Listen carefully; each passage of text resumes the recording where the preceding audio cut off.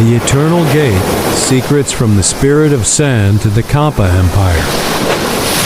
Part 1, The Echoes. History begins with the silence of the sand. April 1909, a discovery changed everything. French officer Vinet reported a strange find. Hundreds of ceramic jars hidden in the dunes. A century-long quest for answers began. From Vinet to the modern archaeologists, the Sa Huynh culture started to breathe again. But why choose ceramic for the final rest? In Sa Huynh, pottery is the flesh of faith. Not just vessels, but sacred cocoons. Egg-shaped jars and conical lids, symbolizing the artificial womb of the soul, placing the dead in a fetal position. A profound declaration of reincarnation, returning to the start to wait for rebirth. The sea was the path to the eternal world, a culture defined by its coastal heart. Jar burials spread across central Vietnam. From the dunes of Quang Ngai to the highlands, each jar holds a story of a lost life, sealed for 2,000 years in the dark, until the light of science touched them, revealing the master potters of the Iron Age and the spiritual bond with the earth. The jar was the warrior's final ship, carrying them safely to the other side. Look closely at the incised patterns. Every line tells a tale of the waves, the rhythmic pulse of the coastal dunes. Sa Huynh was more than a burial site. It was a gateway to understanding the past, a civilization that mastered the ocean, with beliefs as deep as the waters. Every discovery adds a piece to the puzzle of the Sa Huynh warriors. Part 2, Chiefdom Society. Death in Sa Huynh was never equal. It was a stage for eternal authority. Social status followed them into the grave. Look at the hierarchy within the burial grounds. This was a chiefdom society. Power was carved into clay and stone. Royal jars reached over 1 meter in height, decorated with intricate geometric patterns. Inside lay treasures from across the oceans. Nephrite jade from the mountains of Taiwan. Red carnelian beads from ancient India, traded across thousands of nautical miles. Only the warrior elite held these gems. They controlled the strategic river estuaries, managing the vast maritime trade networks. And the secret of superior iron technology. The ring pommel sword was their scepter, confirming their lead over the community. Simple graves tell a different story, reflecting a society of rich and poor. A structured political framework was rising.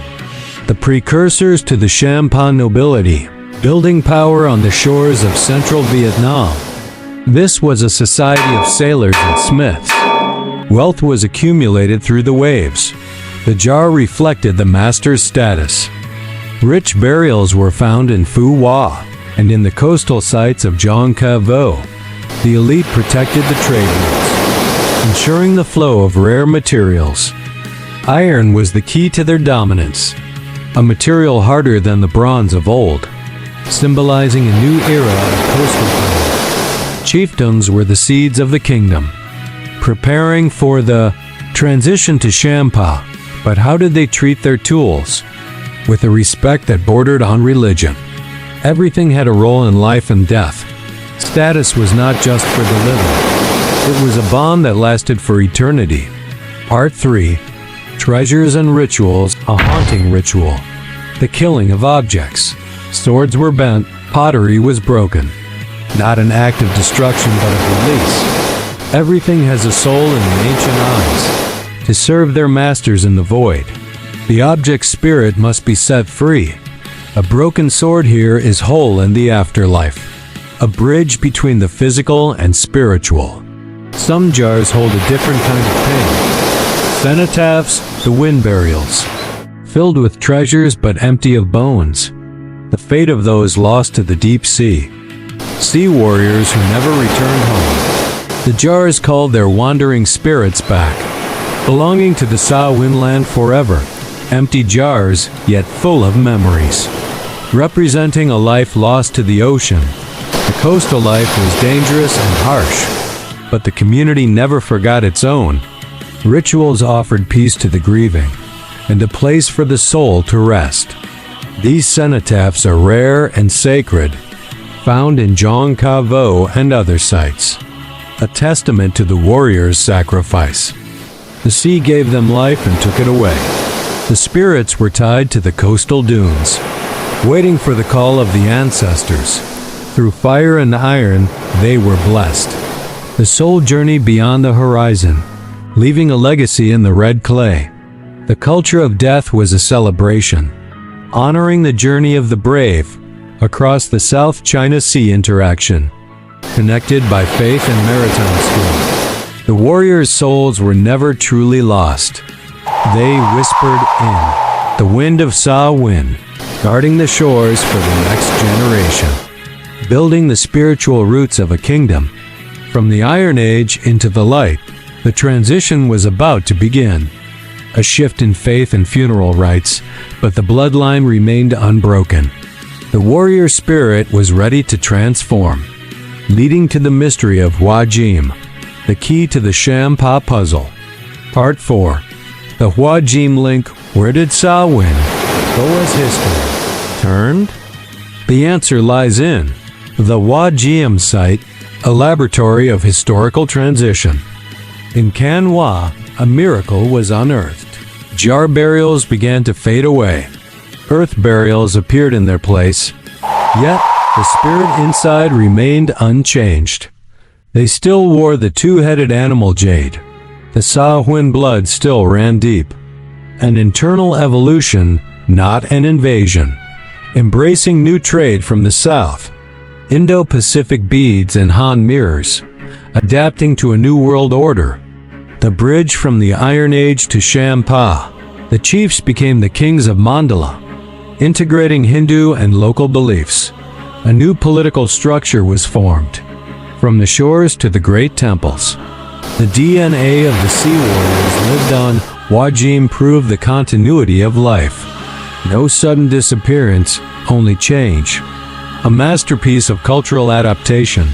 The Iron Age power reached its peak, preparing the ground for Champa legends, from the pottery jar to the brick tower.